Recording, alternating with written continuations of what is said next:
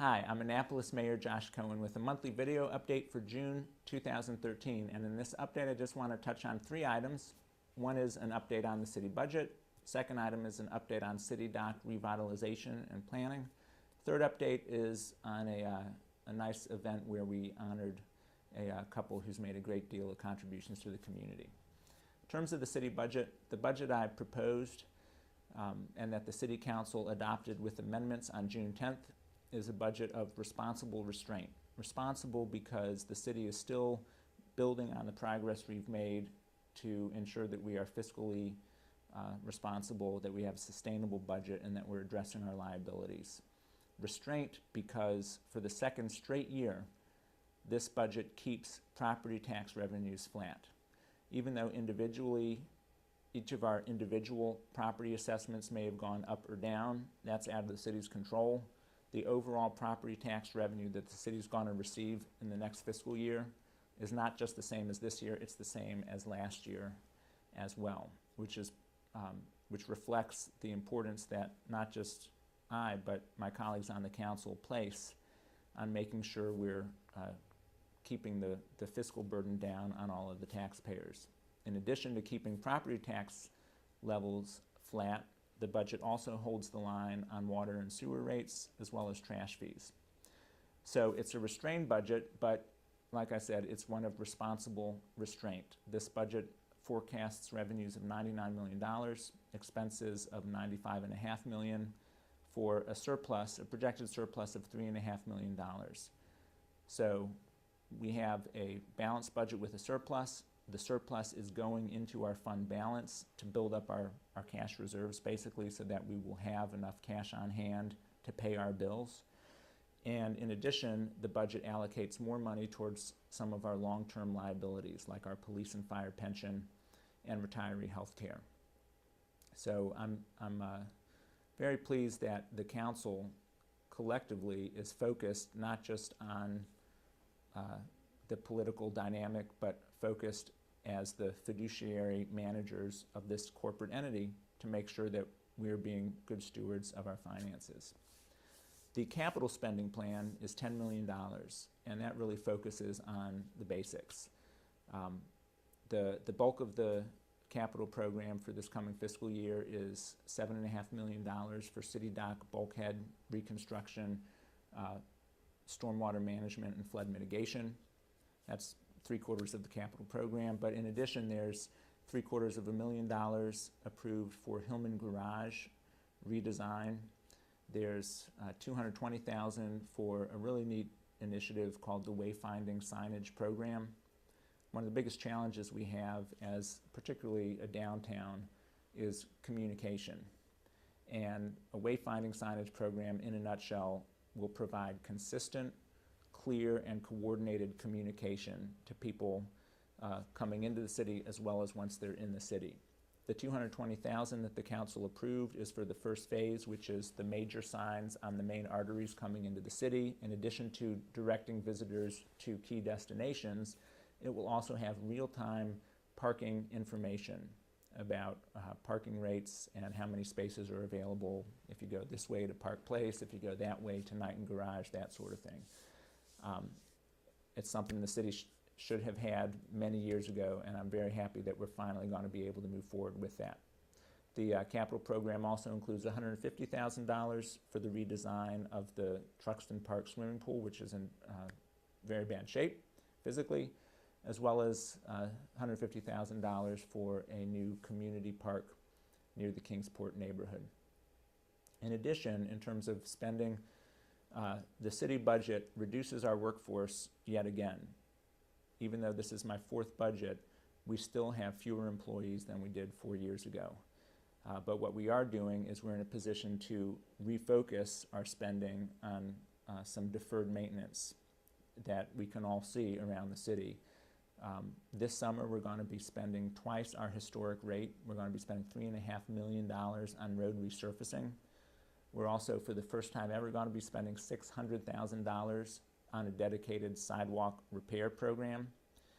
And in addition, the capital budget that the council approved includes, for the first time ever, $250,000 for new sidewalk construction for infill sidewalks, because there are a lot of main walking routes, like Spa Road, for example, where there's a segment of sidewalk, and then there's 100 feet of no sidewalk, and then there's sidewalk, and then there's not. So between the road resurfacing and repair, the sidewalk repair, and the new sidewalk construction, we're really going to be focusing on the core infrastructure that's our responsibility to maintain. Just a brief word about our overall finances. We went to the credit rating agencies in Wall Street this past spring. 2 of the 3 rating agencies upgraded us. The $15 million of bonds that we issued, we received very competitive rates, and we went with the lowest rate from Citigroup, which was 2.73%, one of the lowest rates we've ever issued. So in terms of Wall Street, notwithstanding the challenges we all have with the recession, Wall Street analysts believe Annapolis remains a very solid investment, which is something that all taxpayers can take some comfort in. So that's a brief update on the budget. I want to recognize, though, the work of the Finance Committee, chaired by Alderwoman Sheila Finlayson and including Alderman Ross Arnett and Ian Pfeiffer. The Finance Committee spent a great deal amount of time reviewing the budget page by page, department by department. They recommended some changes that improved the budget and that the council adopted. So it was truly a collaborative effort, not just with the council, but with our staff, City Manager Mike Malinoff, Finance Director Bruce Miller, and the team. Switching gears, talking about city dock planning. Earlier this month, the Planning Commission unanimously adopted Phase 1 of the city dock zone, the city dock zoning ordinance, which is called the Waterfront City Dock Zone. So I talked at length about city dock planning in the May update. I'm not going to spend a great deal of time on it now, but I want to emphasize a key point, which is that the city dock plan, as produced by the City Dock Advisory Committee after 2 years, is pretty expansive in terms of recommendations for all of City Dock. The zoning ordinance that I've introduced, which the Planning Commission recommended favorably on, as well as the plan that will come before the City Council for action, is Phase 1. And I want people to understand there's going to be a clear separation, because with Phase 1, the Compromise Street portion of the recommendation, there are some key recommendations such as flood protection elevation and the uses that there's general receptiveness to. But the overall plan includes a lot of recommendations that are pretty controversial, that deal with the other side of Ego Alley. Right now we have a proposal that's come before the city for a revitalization of 110 Compromise Street, as I discussed in the last video update. My intent is for us to focus all of our efforts on this opportunity, see if we can make it work in a way that makes sense for not just the property owner, but for the community, for the residents nearby, for the maritime industry, for the historic preservationists, and certainly from an engineering standpoint in terms of the flooding issues. If we can make it work, great. If not, let's move on. But let's focus our efforts on the bird in the hand, so to speak, because that's what's before us now. July 8th is going to be a City Council public hearing on both Phase 1 of the City Dock Plan as well as the Phase 1 of the Waterfront City Dock Zoning Ordinance. So for folks who are following this and want to go on the record with your testimony, I encourage you to come forward. That's going to be the first public hearing that the City Council really has on any of this. Again, it's going to be Monday, July 8th, 7 o'clock in City Council chambers. Finally, shifting gears, a few days ago, I joined several of my colleagues and other elected officials to honor a wonderful couple who has done so much for our community, George and Marian Phelps. Many people, if they don't know George, have heard of him. George was the first African-American law enforcement officer in Anne Arundel County.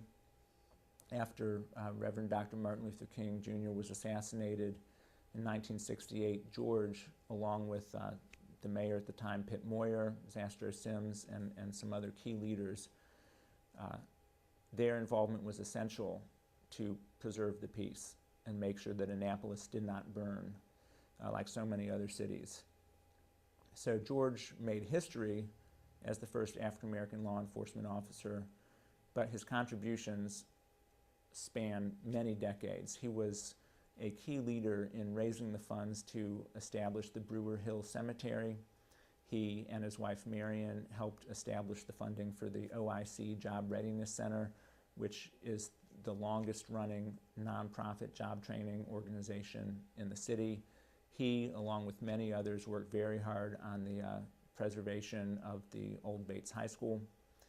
And he was recognized as a Paul Harris Fellow with Rotary. He's just been very active, he and his wife, giving back to our community for decades.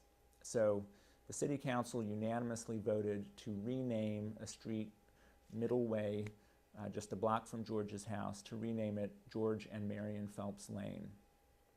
It's in the neighborhood where George lives. It's right at the entrance to Mills Parole Elementary School.